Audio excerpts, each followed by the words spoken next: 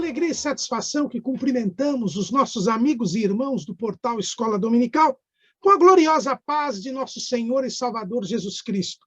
Estamos dando início a mais uma pré-aula, esta ferramenta que o portal Escola Dominical disponibiliza no início da semana, para que os irmãos possam melhor preparar a sua aula da Escola Bíblica Dominical. Leiam a revista das lições bíblicas, assistam a esta pré-aula, leiam o texto de apoio, que é a base desta pré-aula, que nós publicamos no site do portal Escola Dominical, portalebd.org.br, porque nós não estamos aqui para repetir o texto da revista. Nós estamos para dar subsídios complementares aos irmãos. Também, durante a semana, se tiverem alguma dúvida, poste a sua pergunta no site do portal Escola Dominical, lá na sala dos professores. O irmão precisará se cadastrar, mas o cadastramento é gratuito. Também, durante a semana, disponibilizamos nas nossas redes sociais e no site do portal Escola Dominical as leituras diárias, que são breves comunicações em áudio, comentários, em áudio, que são feitos dos textos sugeridos na revista, onde o irmão tem um momento devocional e onde o irmão também tem maiores informações a respeito da lição. E no sábado à noite, às 19 horas, horário de Brasília, o irmão é convidado a assistir à transmissão ao vivo do estudo preparatório dos professores e amigos da Escola Bíblica Dominical, da Igreja Evangélica Assembleia de Deus, Ministério do Belém, na sede em São Paulo, onde nós podemos interativamente tirar as suas últimas dúvidas. Se estiver aqui em São Paulo, o irmão é nosso convidado. A reunião continua sendo realizada no Templo Antigo, na Rua Conselheiro Cotegipe 273, no Belenzinho. Mas tudo isso é a preparação da Escola Bíblica Dominical. Ela somente se realiza quando o povo do Senhor, no dia do Senhor, vai à casa do Senhor para estudar a palavra do Senhor, mesmo em tempos de pandemia. Neste terceiro trimestre de 2021, nós estamos estudando o tema O Plano de Deus para Israel em meio à infidelidade da nação, as correções e os ensinamentos divinos no período dos reis de Israel.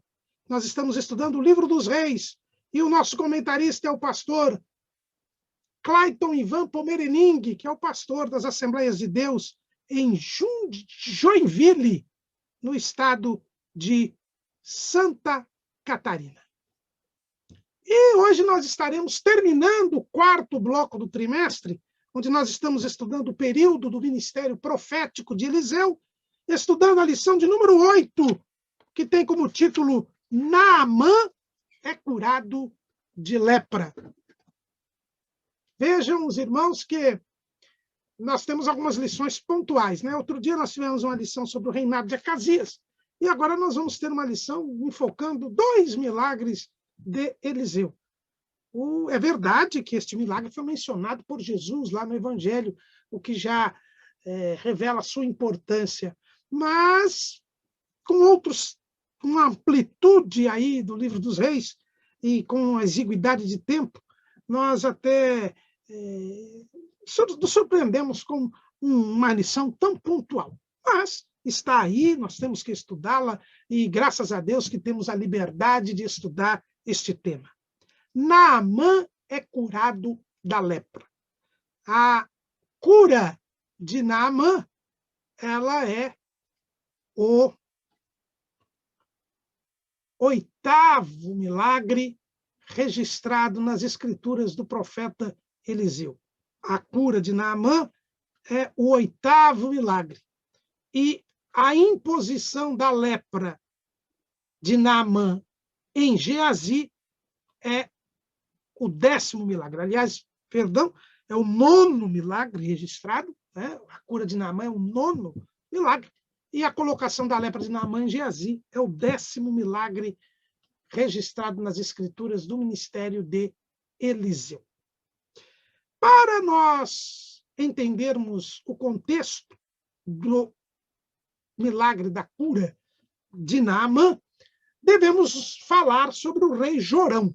O rei Jorão foi o filho de Acabe que sucedeu o seu irmão Acasias Nós estudamos na lição de número 5 a respeito de Acasias, aquele rei que caiu lá do quarto alto e pediu para que fosse consultado Baal-Zebub, e Elias interceptou aqueles mensageiros e ele mesmo deu a mensagem de que o rei morreria. E foi o que aconteceu. Acasias morreu sem deixar filhos, e quem assumiu no seu lugar foi o seu irmão, Jorão. Jorão, o nome significa Javé é exaltado, ou Javé é sublime. Os irmãos vejam que Acabe, ao colocar nome nos seus filhos, ele procurava fazer uma média com o povo. Adorando a Baal, o primeiro filho ele colocou o nome de Javé, o Senhor, Acasias.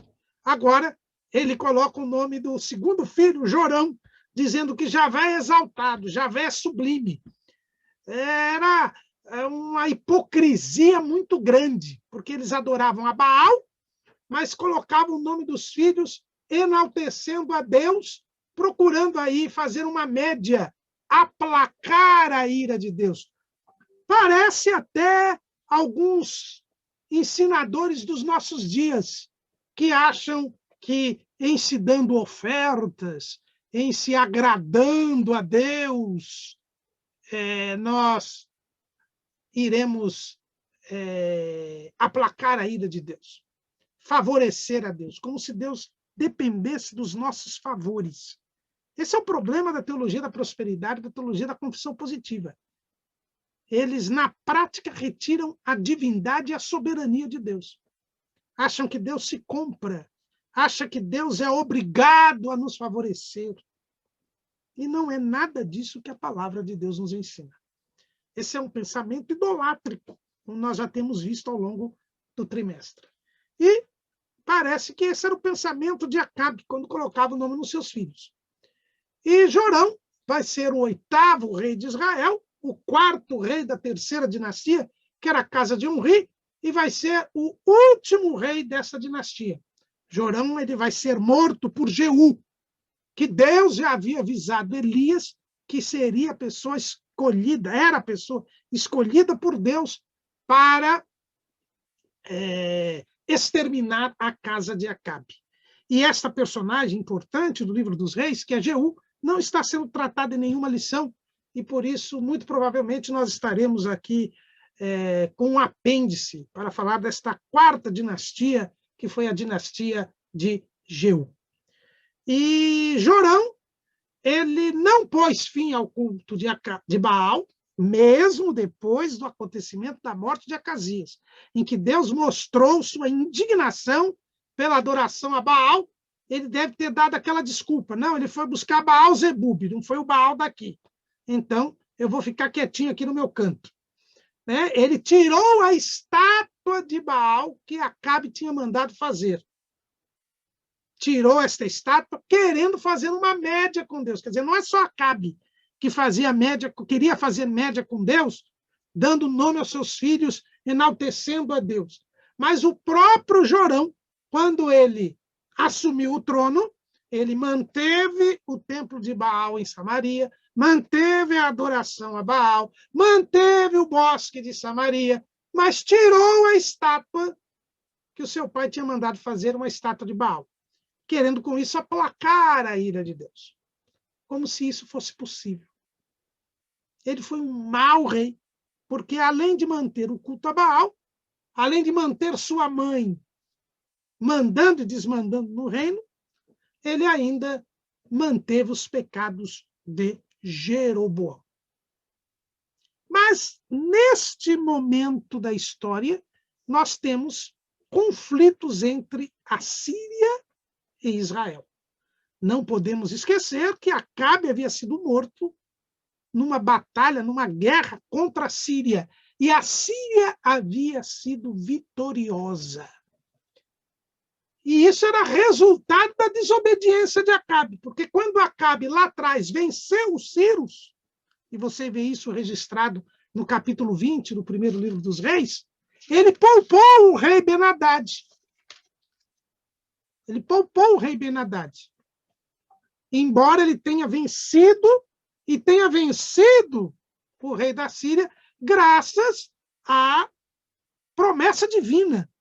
Deus havia dito que iria dar vitória a Acabe. E Acabe é vitorioso. E ao invés de matar o inimigo, porque Deus estava contra esse inimigo, ele poupou Ben-Hadad.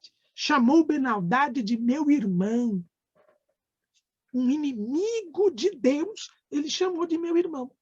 E o resultado disso é que um profeta disse a Acabe, olha, como você poupou o inimigo irá te matar. Você deveria ter matado Ben-Hadad, mas será Ben-Hadad que vai te matar. E foi exatamente o que aconteceu.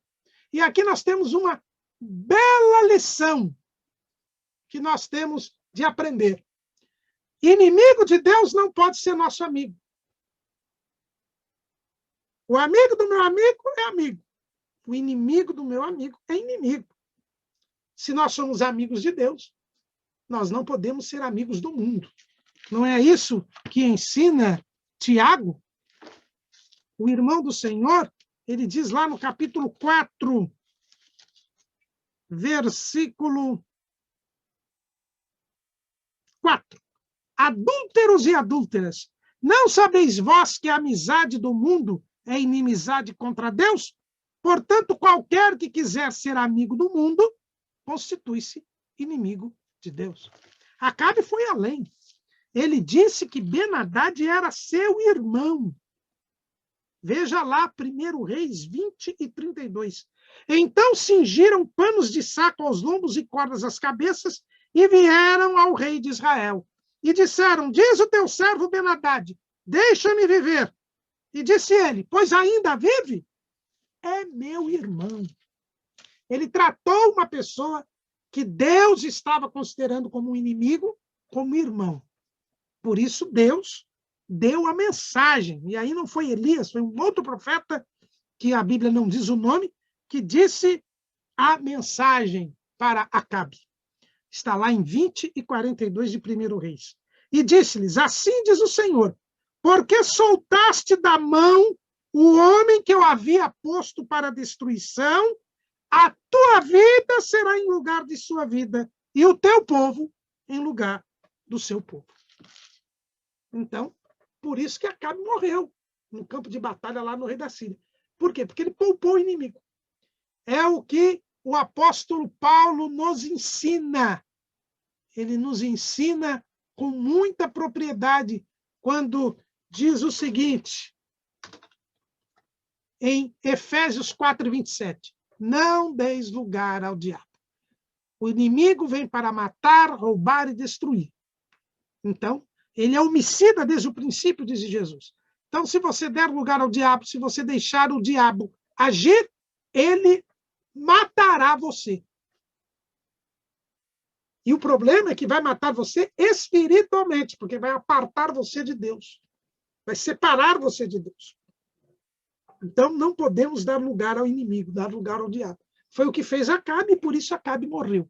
Então, havia um problema entre a Síria e Israel. E este problema fez com que os sírios tivessem proeminência sobre Israel. E a Síria causou muitos prejuízos a Israel. Deus havia permitido com relação a Israel. E Naamã, quem era Naamã? Que é o objeto do nosso estudo hoje.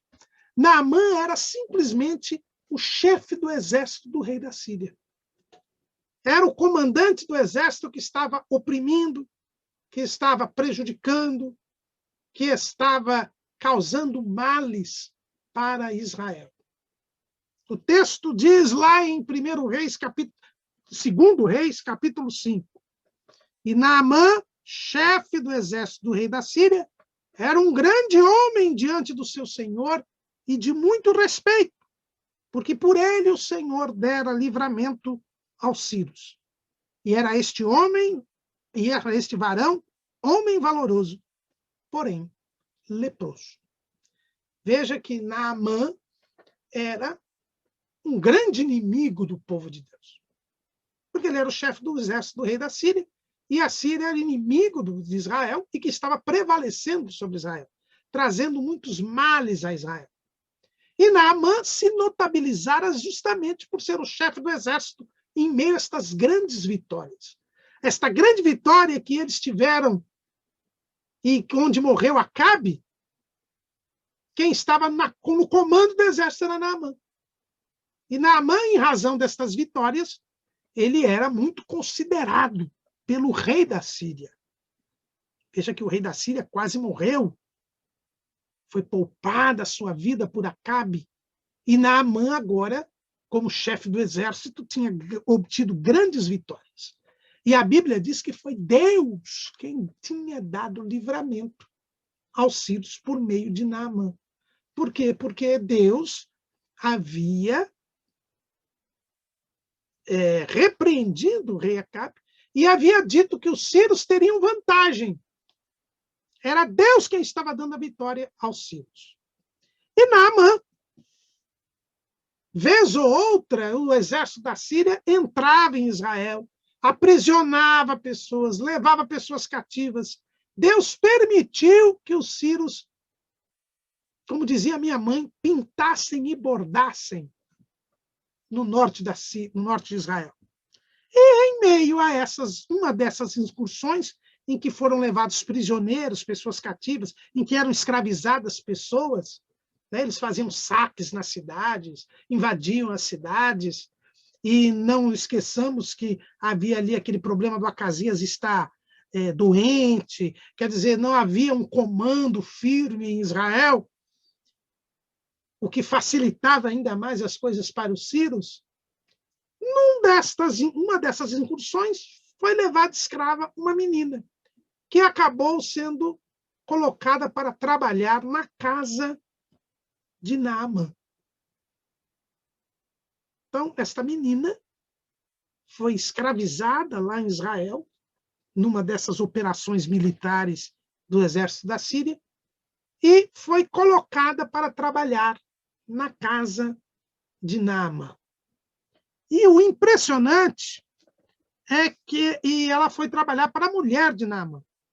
E o impressionante é que é dito que esta menina disse para a mulher de Naamã, que era sua senhora: tomara que o meu senhor estivesse diante do profeta que está em Samaria.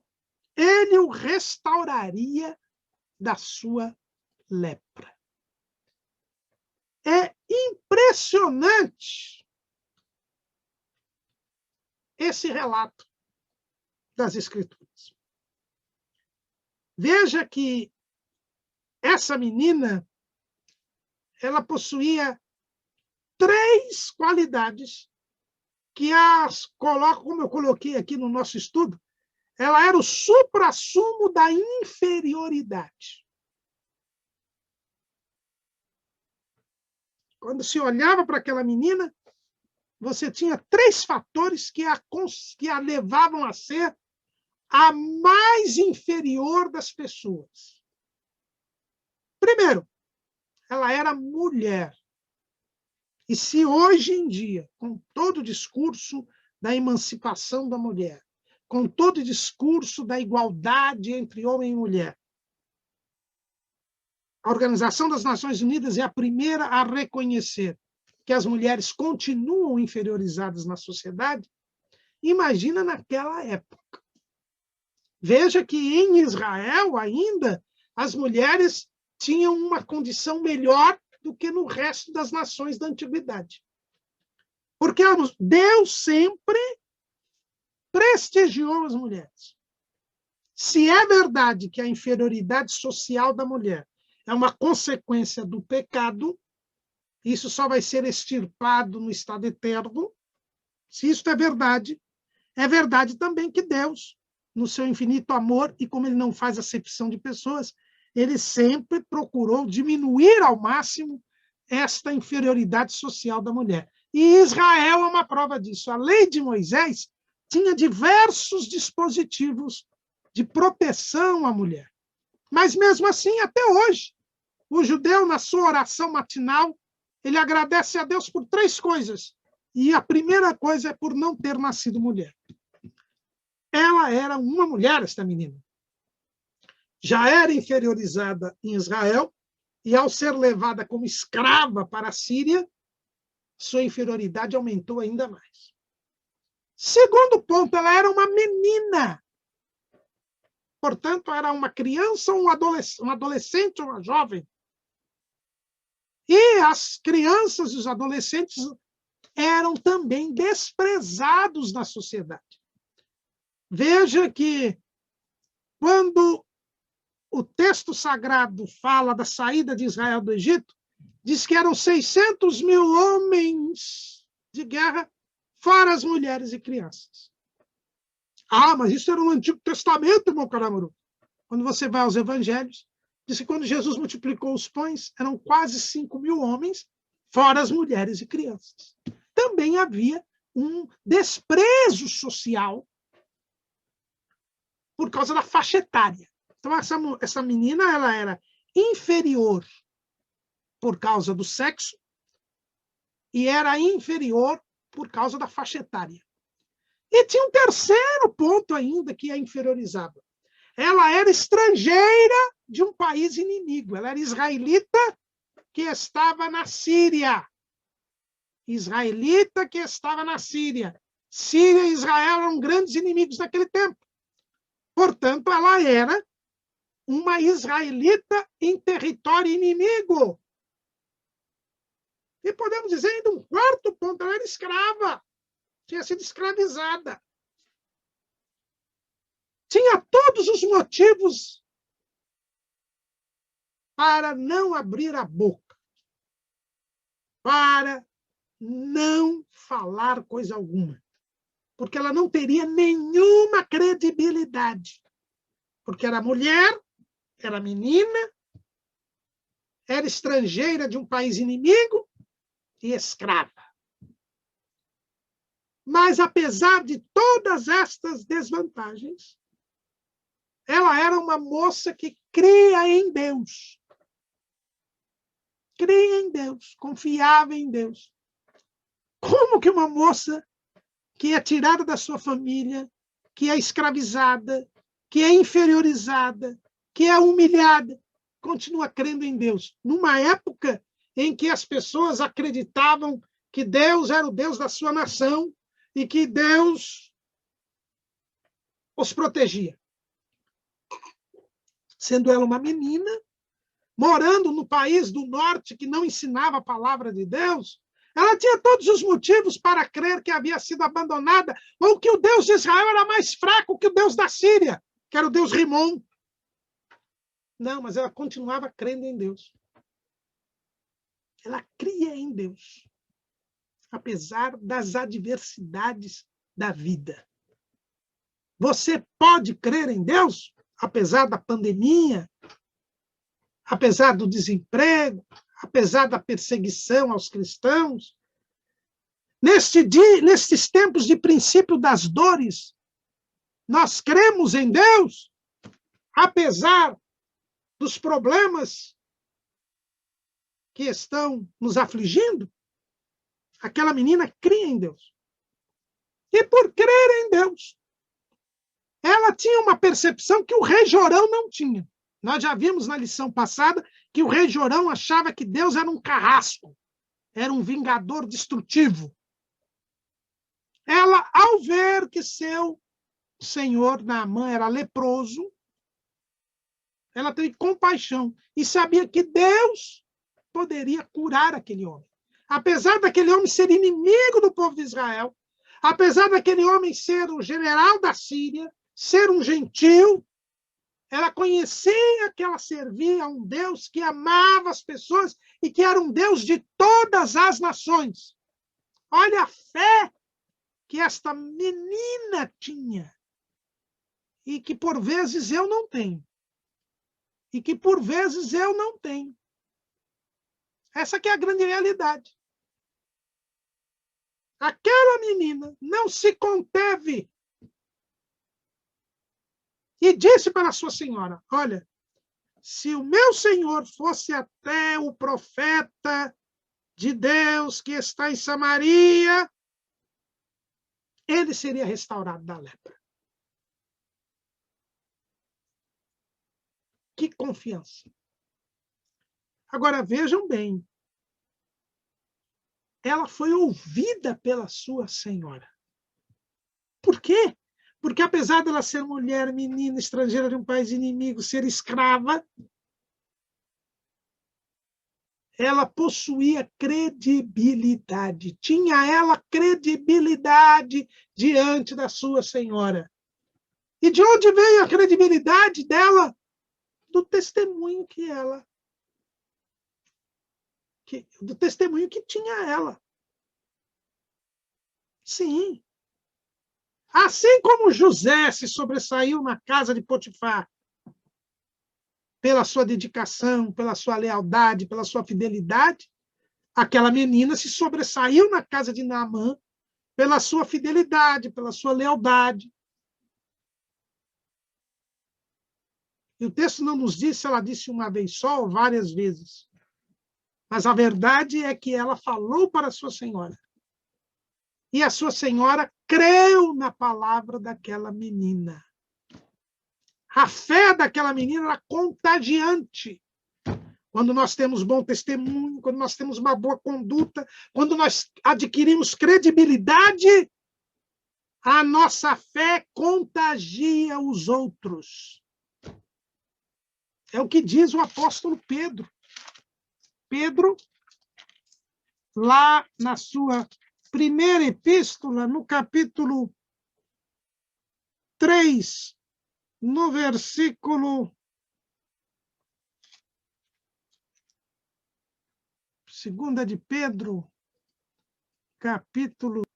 aliás, 1 de Pedro, capítulo 3, versículo 15, antes santificai a Cristo como Senhor em vosso coração, e estáis sempre preparados para responder com mansidão e temor a qualquer que vos pedir a razão da esperança que há em vós. Quando nós servimos a Deus, quando nós temos uma boa conduta, nós intrigamos os outros. E eles vêm perguntar para nós qual a razão da esperança que nós temos. E aquela menina tinha credibilidade por causa disso. Ela contagiou a sua senhora. E a mulher de Naamã contou isto a Naamã. E Naamã, que também conhecia a menina, também foi contagiado por aquela fé. E aqui vem um parênteses, irmãos.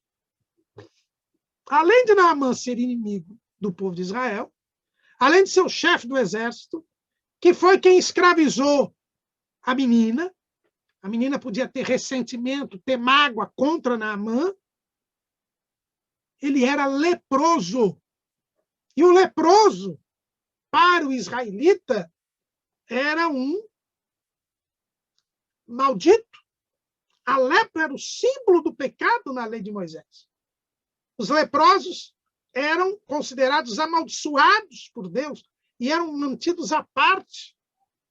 Aquela menina poderia ter dito, olha, que bom que ele é leproso. Bem feito que ele é leproso. Não, mas não foi isso que ela fez. Ela teve compaixão de Naamã e queria que ele fosse curado. E sabia que Deus poderia curá-lo. Talvez aquela menina soubesse que Israel estava sendo derrotado pelos sírios por ordem de Deus. Talvez ela tenha entendido que Naamã era um agente de Deus. E se, portanto, Deus o usava para punir Israel, certamente Deus não tinha nada contra ele e poderia curá-lo. E aquela menina não teve dúvida. Se ele for o profeta que está em Samaria, ele o restauraria da sua lepra. Naamã, então, foi falar com o rei da Síria. Foi pedir, contou ao rei. Veja que aquilo que aquela menina falou lá na sua casa uma menina, mulher, escrava, inimiga do povo estrangeiro. Agora, isto era pauta de uma reunião do chefe do exército com o rei. É assim que Deus faz. Por que que aquilo que nós falamos não vira pauta nos palácios, no Congresso, nos tribunais? Porque está nos faltando fé e credibilidade. E quando Naamã contou ao rei, o rei também acreditou e escreveu uma carta para o rei de Israel. E disse para que Naamã fosse até Samaria. Porque a menina tinha dito, o profeta que está em Samaria. E ali conseguisse a sua cura. Só que na hora que o rei da Síria escreveu a carta, nós tivemos aí o que nós chamamos aqui de uma inovação burocrática. Né? O rei da Síria, ao escrever a carta ao rei de Israel e autorizar o Naamã a ir até Samaria, ele já mudou um pouquinho as coisas. A carta dizia o seguinte, lá em 2 Reis, capítulo 5, versículo 6. E levou a carta ao rei de Israel, dizendo, logo em chegando a ti esta carta, saibas que eu te enviei Naamã, meu servo, para que o restaures da sua lepra. Aqui sumiu aquela parte, o profeta que está em Samaria. Na cabeça do rei da Síria, quem manda é o rei. Os reis daquele tempo eram absolutos. Se achavam deuses ou filhos de deuses. Então, para o profeta agir, só por ordem do rei. Mas ele nem menciona o profeta. Ele diz, estou enviando Naamã, o meu servo, para que você o restaure da lepra. O profeta é considerado uma pessoa de só menos importância. Essa é a mentalidade gentílica. É por isso que eu coloquei aqui que é a mentalidade burocrática, a inovação burocrática. Né? É um problema quando a gente tira a simplicidade da mensagem de Deus e a burocratiza, a complica.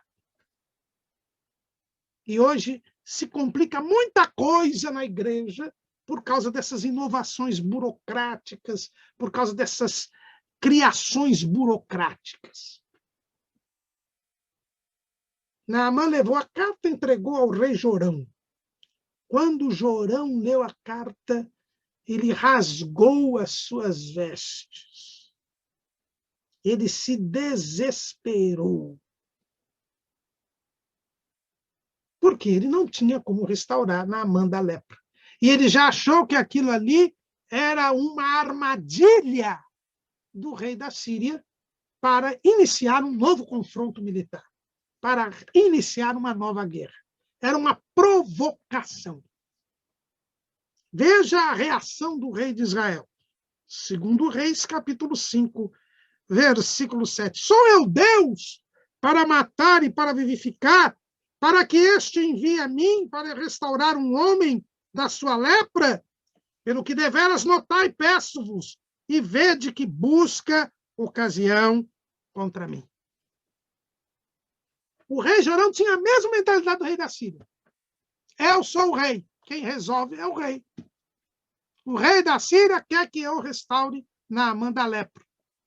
Mas eu não sou Deus para fazer isso. Não tem solução. Se eu não posso fazer, não tem solução. Olha o raciocínio na dimensão terrena, o raciocínio na confiança no homem, na confiança na posição, na confiança no poder. Se eu não sou Deus, não posso fazer isso, ninguém pode, porque o rei sou eu. Da mesma maneira que o outro rei disse, quem vai fazer é o rei. ele rasga as suas vestes, não para se humilhar, mas para mostrar a sua soberba. Para mostrar a sua soberba. Ao contrário do seu pai Acabe, que rasgou as vestes e se vestiu em pano de saco, se humilhando diante de Deus, e com isso conseguiu sobrevida à sua dinastia, e conseguiu que ele não fosse destruído, a sua dinastia não fosse destruída juntamente com ele, Jorão, ele disse, eu não posso resolver, ninguém pode. E ele se desespera.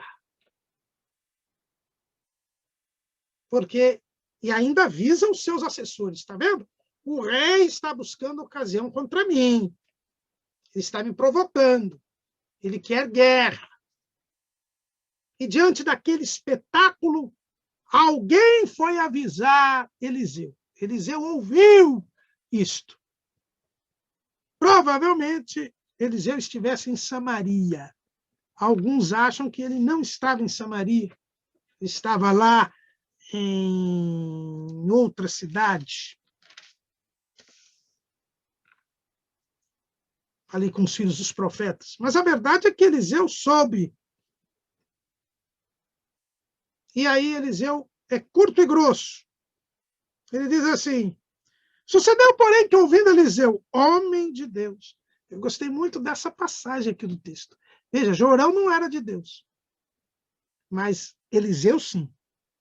Ele mandou dizer ao rei, quando ele soube que o rei tinha rasgado suas vestes, ele mandou dizer ao rei, por que rasgaste as tuas vestes? Deixa ouvir a mim, e saberá que há profeta em Israel. A mensagem da menina, que foi dita à sua senhora, lá na casa de Naamã, há um profeta em Samaria. E Deus aqui revela a Eliseu. Eliseu, manda Naamã vir, porque há profeta em Israel. Isso quem faz é o profeta, não é o rei. Principalmente o rei desviado. Havia uma divisão muito clara entre as funções do rei, do sacerdote e do profeta. Eram 3 ofícios que deveriam funcionar juntamente. E quando um queria interferir no outro, não dava certo. O rei achou que era profeta. Mas tinha profeta em Israel. E não era o rei, era Eliseu. Lembram quando Eliseu disse lá, por que você não consulta os profetas do teu pai e da tua mãe? Que tenho eu contigo? Ele não tinha nada com o rei Jorão. Deus não tinha nada com o rei Jorão. Tinha com o profeta. E o rei Jorão também não tinha nada com Deus. Tanto que disse, sou eu Deus. Essa é a diferença. O incrédulo, o ímpio, ele se acha Deus. Só que quando ele percebe que ele não é Deus, ele se desespera. E acha que não tem solução. E não tem mesmo. Só que o servo de Deus sabe que Deus está no controle de tudo. Ele sabe que é impotente, mas ele confia em Deus. Entrega teu caminho ao Senhor, confia nele e ele tudo fará.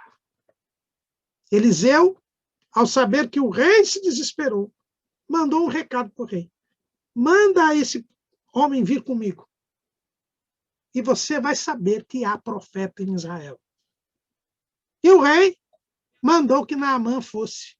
E Naamã foi com toda a sua comitiva, com seus cavalos, com seu carro, e parou à porta da casa de Eliseu. Não sabemos se em Samaria ou em outra cidade. Eliseu nem sequer o recebeu. Ele mandou um mensageiro, que não foi nem o seu moço Geazi, foi um mensageiro. E disse, vai e lava-te 7 vezes no Jordão, e a tua carne te tornará e ficarás purificado. Deus havia dado a mensagem a Eliseu. Eliseu manda um mensageiro levar. Nem recebeu Naamã. Estava lá toda aquela comitiva, o carro, os cavalos, na porta da casa de Eliseu. E o Eliseu nem o atende. Porque Eliseu tinha recebido a mensagem de Deus. O importante era a mensagem de Deus. E Naamã ficou todo condoído. Sim, porque essas pessoas que têm poder humano, essas pessoas que têm uma dimensão terrena da vida, eles se preocupam com pompa, circunstância, eles querem prevalecer, quando, na verdade, eles não são nada, são menos do que nada.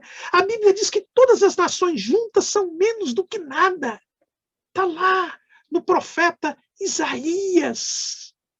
Profeta Isaías, em duas passagens, lá em Isaías, capítulo 40, versículo 17, todas as nações são como nada perante ele. Ele considera-as menos do que nada e como uma coisa vã. E lá em Isaías 41 e 24, eis que sois menos do que nada, e a vossa obra é menos do que nada. A abominação é quem vos escolhe. Só Deus é grande, só Deus é. Como foi que Deus se identificou para Moisés? Eu sou o que sou. Ele é. Nós não. Nós não somos. Ele é. Ele é o que é. Mas Naamã tinha sido recebido com toda a pompa pelo rei Jorão. Ele era o chefe do exército do rei da Síria. A Síria era um país importante da época.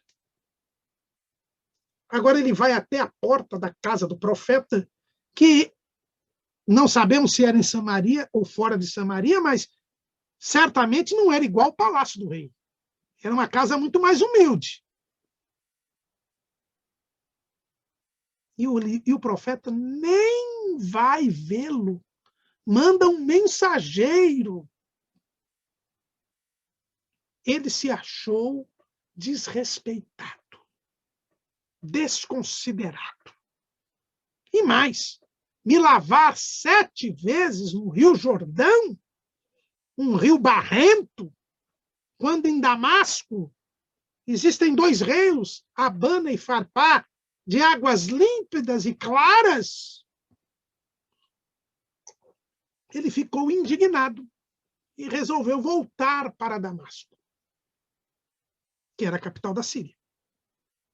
Mas os seus assessores, bons conselheiros, disseram a Naamã: mas, general, o senhor viajou de lá a aqui, mais ou menos aí uns 600 quilômetros de distância. Foi recebido pelo rei, veio com tesouros, disposto a pagar o que fosse necessário, fazer o que fosse necessário para se livrar desta doença. Se pedissem alguma coisa, o senhor não pagaria, o senhor não se esforçaria.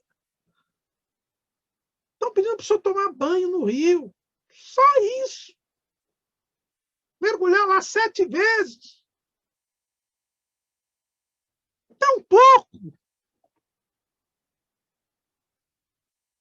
E Naamã foi convencido pelos seus servos. O que mostra aqui também outra virtude de Naamã. Naamã ouvia os seus subordinados. Veja que ele era militar. Todo militar é baseado em hierarquia. Ele era o chefe do exército. Ele estava se achando desprestigiado, desconsiderado, portanto estava magoado, estava irritadiço, certamente. Mas ele, mesmo nessa situação emocional adversa, ele ouviu os seus servos. Ouviu. É muito importante nós termos ouvidos, irmãos. Principalmente as lideranças. Nós temos uma boca e 2 ouvidos. Devemos ouvir o dobro do que falamos. Na multidão dos conselheiros está a sabedoria, está a paz, está a segurança. É o que Salomão não nos cansa de falar no livro de Provérbios. E convenceram o general a ir até o Rio Jordão. E ele, então, entrou no Rio Jordão, mergulhou as 7 vezes E quando ele levantou da 7ª vez, a sua carne era como a carne de um menino. Ele ficou purificado. Houve o milagre. Naamã creu na palavra, obedeceu a palavra. Veja que não é a cada medida que ele ia mergulhando que ele ia se limpando. Ele só foi limpo quando ele mergulhou pela 7ª vez e levantou. Isso nos mostra que nós precisamos ser fiéis e perseverar até o fim. A nossa purificação, a nossa salvação está no fim. Aquele que perseverar até o fim será salvo.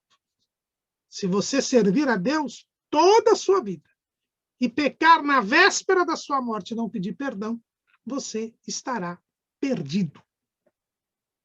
Então, tomemos cuidado com isso. Aí, então, Naamã sai do Rio Jordão e vai até Samaria ou outra cidade, de volta até o homem de Deus. Agora muda as coisas. Veja que o homem de Deus nem sequer recebeu Naamã. Naamã ficou conduído, porque Naamã se achava importante. Foi por isso que o profeta não o recebeu. Talvez o profeta nem soubesse disso. Mas Deus é maior. Naamã estava soberbo, arrogante. Não é Deus quem tem de ir ao encontro de Naamã, é Naamã que tem que ir ao encontro de Deus.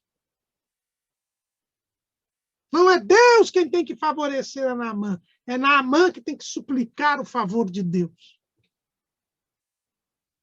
Agora Naamã vai até o profeta.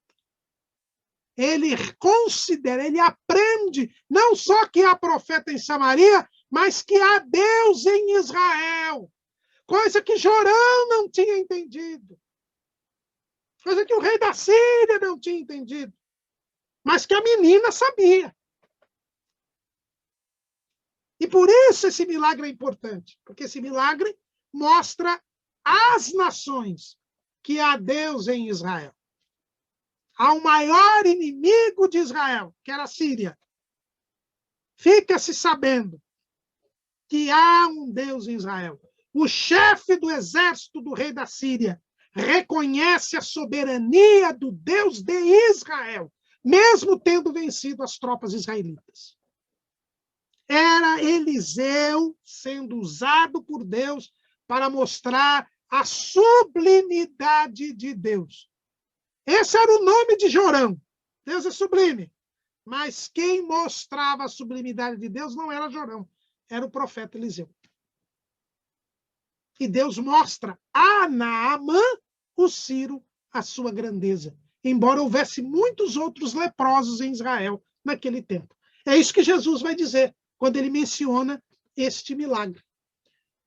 Porque o milagre está à disposição de quem reconhece o senhorio de Deus, de quem reconhece a soberania divina, de quem crê em Deus. O milagre está à disposição de quem crê, não de quem pede, não de quem acha que Deus tem de fazer. E aí Naamã volta e diz assim: eis que tenho conhecido que em toda a terra não há Deus senão em Israel. Era esse o propósito do milagre. Todo milagre tem um propósito de glorificar o nome do Senhor. E, às vezes, a glorificação do nome de Deus não vem na cura, vem na morte da pessoa. São coisas que, em tempos de pandemia, nós temos que raciocinar. Nós temos que pensar. Nós queremos a cura dos nossos irmãos, dos nossos entes queridos, mas não podemos nos esquecer que a cura divina é um ato da soberania de Deus e tem por fim a glorificação do nome do Senhor. Naamã foi curado para que o nome de Deus fosse glorificado, para que Naamã, como chefe do exército do rei da Síria, como grande vencedor militar contra Israel, reconhecesse que, embora ele tivesse vencido Israel, e iria vencer Israel novamente. Só há Deus em Israel. O único e verdadeiro Deus é o Deus de Israel. Rimon não tinha nada a ver com isso. Rimon era o Deus da Síria. Deus é Deus. E tem o controle de todas as coisas. E isso precisava ser mostrado para a casa de Acabe, que adorava Baal e Azerá. Então, diante dessa situação, Naamã reconhece que Deus é Deus e oferece um presente a Eliseu. E Eliseu recusa o presente. Não quis a bênção. Por quê? Porque ele não fez isso para ganhar nada. Ele fez para glorificar a Deus. Não devemos servir a Deus por dinheiro. Então não se deve pagar salário aos pastores, às pessoas envolvidas na obra integralmente? Lógico, porque digno é o obreiro do seu salário. Se a pessoa está dedicada integralmente à obra de Deus, ela deve viver das contribuições, das ofertas, da arrecadação, para poder se dedicar, porque ela está no mundo e ela precisa comer, beber, vestir e cuidar da família. Agora, ela não pode querer enriquecer ou querer tirar proveito financeiro daquilo que Deus lhe deu. Eliseu não aceitou a oferta. E Naamã ainda disse que iria levar uma carga de terra, um jugo de mulas, de Israel para a sua casa. Isso era algo que era da cabeça do Naamã, por quê? Porque Naamã era gentil, era sírio, e ele entendia que o Deus da terra, o Deus era Deus da terra. Embora ele tivesse reconhecido que só havia Deus em Israel, ele ainda não tinha a ideia de que Deus é espírito. Então ele achava que tinha que levar um pouco de terra de Israel para a sua casa, para que Deus estivesse presente com ele lá. E o profeta, o que fez? Aceitou. Ele era um novo convertido, ele ainda não entendia das coisas. E talvez nem fosse entender, porque não haveria quem o ensinasse na Síria. Mas o importante é que ele queria ter comunhão com Deus. E na cabeça dele, na cultura dele, isso seria feito ele levando um punhado de terra para a sua casa. O profeta não deu um sermão teológico para ele, não. Não. Sabia que não tinha tempo nem condição de ensinar o Naamã que Deus é espírito, que não precisava levar essa terra. Deixou que ele levasse, porque sabia que o Espírito de Deus iria trabalhar em Naamã e ele saberia que estaria em comunhão com Deus, com terra ou sem terra. E também ele pediu ao profeta autorização para se dobrar diante da imagem de Rimon, quando numa solenidade ele tivesse que estar junto ao rei. Como chefe do exército, ele era obrigado a esta cerimônia. E ele entendeu que isto não era correto, porque Rimon não era Deus. Mas o profeta também disse para ele, vai em paz. Isso nos dá uma lição muito grande, irmãos. Às vezes nós somos intolerantes com os novos convertidos, com algumas práticas de alguns lugares que não estão de acordo com a palavra de Deus, mas que são fruto da ignorância, que são fruto da falta de profundidade. E aí nós nos lembramos do que o apóstolo Paulo diz, que nós não podemos escandalizar os irmãos. Se são coisas secundárias, que não comprometem a fé, devem ser toleradas.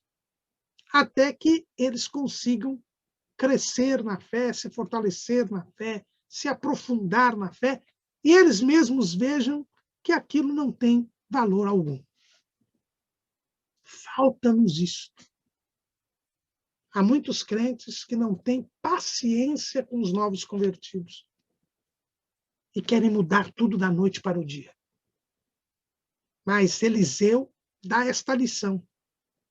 Ele teve paciência com Naamã e permitiu que Naamã tomasse essas duas atitudes, que a rigor seriam erradas, mas que eram toleráveis no estágio espiritual em que estava Naamã, que, na linguagem de Paulo, lá no capítulo 14 de Romanos, seria um fraco na fé. Então, Naamã vai para Damasco. Mas quando ele está indo para Damasco, há um probleminha aí. Geazi, o moço do profeta Eliseu, que tudo indicava que poderia ser o sucessor de Eliseu. Geazi, ele não aguenta o fato de que o profeta não aceitou todos aqueles bens. Né? A Bíblia diz que tinha carro, cavalos, então ele tinha levado uma quantidade de 10 talentos de prata, 6.000 ciclos de ouro, 10 mudas de vestes. Era muito dinheiro, muita coisa. E o Geazi cobiçou aquilo. Irmão Geazi, e nós fizemos, quando nós tivemos um estudo no trimestre sobre Elias e Eliseu, nós fizemos um apêndice sobre Geazi. Não procure aí, coloque apêndice Geazi aí no nosso canal do YouTube, o irmão vai encontrar um apêndice sobre Geazi, onde nós falamos com mais pormenores a respeito de Geazi. Mas o que nós percebemos é que Geazi, ao longo da sua convivência com Eliseu, ele vai se distanciando de Deus. Ele, no início, o nome dele quer dizer Vale da Visão. No início, ele teve uma boa visão, né? Veja que quando Eliseu pergunta a Geazi o que ele poderia dar para a sunamita, o Geazi acerta na mosca. Né? Ele diz, olha, ela não tem filho. E Deus se agradou daquela sugestão de Geazi, tanto que a mulher concebeu. Mas depois, lá na frente, nós vamos ver o Geazi confiante no bordão do profeta e vai correndo lá para ressuscitar o menino. E ele tem uma grande decepção, porque não acontece nada. E o profeta que vai lá. E a partir daí, parece que o Geazi ficou decepcionado, queria queimar etapas, e agora quis enriquecer. Correu atrás de Naamã e contou uma mentira, dizendo que havia chegado uns filhos dos profetas, o profeta não tinha com que dar, então se ele podia fornecer alguma coisa. E o Naamã, coitado, da inocência, grato a Deus pela bênção, e é isso que acontece muitas vezes, irmãos. Às vezes Deus abençoa, Deus cura, Deus faz um milagre, e sempre vem um Geazi para tirar proveito financeiro da pessoa beneficiada por Deus. E quem está grato a Deus está de coração aberto, como estava Naamã. E o Geazi chegou lá e disse assim, olha, você podia me dar 2 talentos? Aliás, dá 1 talento de prata e 2 mudas de vestes, pedindo pouquinho. E o Naamã, com aquele coração, diz, não, leva 2 talentos e 2 mudas de vestes. E trouxeram, e ainda mandou alguns servos virem trazendo isso junto com Geazi. E o Geazi foi lá e escondeu.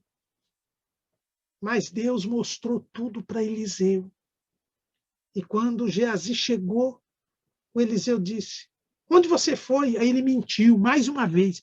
Veja, irmãos, que a mentira acompanha o diabo. A mentira está sempre do lado do pecado, do mal. Quem compactua com a mentira, quem pratica a mentira, quem ama a mentira, está do lado errado, sempre. Não existe mentira santa. E o profeta disse: eu estava lá, eu vi tudo, Deus me mostrou tudo. Então você queria o dinheiro do Naamã? Então você vai ficar com a lepra do Naamã. E aí o Geazi ficou leproso. E como leproso não podia ser profeta. Querendo queimar etapas para substituir a Eliseu, ele acabou perdendo tudo.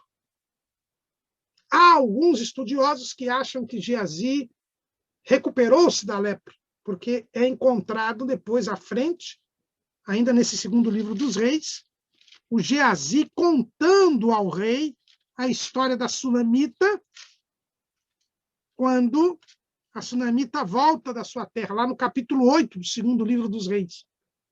E para Geazi estar conversando com o rei de Israel, esses estudiosos dizem, é porque Geazi foi curado da lepra. Mas o texto diz que Geazi, que o profeta Eliseu disse: a lepra de Naamã se pegará a ti e a tua semente para sempre. Então fica meio complicado essa história do Geazi ter sido curado. E alguns estudiosos acham até que Geazi era um daqueles leprosos que estavam ali no cerco de Samaria, quando os sírios vieram e cercaram Samaria, e Samaria ficou com fome, padecendo fome. E o profeta Eliseu, ele profetiza que haveria mantimento para todos no dia seguinte.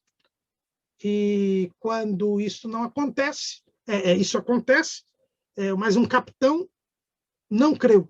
E o profeta disse: olha, amanhã você vai ver, mas não vai comer nada disso, você vai morrer. E foi o que aconteceu. É outro sinal de Eliseu, né? Essa outra, uma profecia de Eliseu. E 4 leprosos foram se entregar para os sírios e descobriram que os sírios tinham abandonado, porque tinham ouvido um barulho, achando que um grande exército viria, e deixaram tudo ali e fugiram. E aí, então, os leprosos vieram avisar o povo de Samaria, e o povo de Samaria saiu para pegar o despojo, né? Que estavam morrendo de fome, e naquela correria acabaram pisoteando o capitão que foi colocado ali para segurar o povo. Justamente o capitão que não creu nas palavras do profeta Eliseu. E alguns estudiosos acham que um desses leprosos era Geazi, que teria sido curado da lepra por causa desse bom bem-estar. Mas isso não está nada escrito. Nós estamos aqui apenas apontando este entendimento, mas a verdade é que Geazi, apesar do seu nome ser Vale da Visão, ele perdeu a visão espiritual. Ele desejou tirar proveito da bênção de Deus, proveito financeiro. E isso nunca dá certo. No Novo Testamento, quando Simão quis comprar o poder de impor as mãos e batizar as pessoas com o Espírito Santo, Pedro disse para ele que ele fosse maldito junto com o seu dinheiro. Quem ama as riquezas, quem ama o dinheiro, não ama a Deus. Geazi amou o dinheiro, quis tirar proveito da bênção de Deus. Proveito financeiro e indevido. E acabou leproso. Fracassado. Aquele que poderia ter sido o sucessor de Eliseu, acabou separado até do povo de Israel. Lições que nos ensinam estes 2 sinais do ministério de Eliseu. Amém.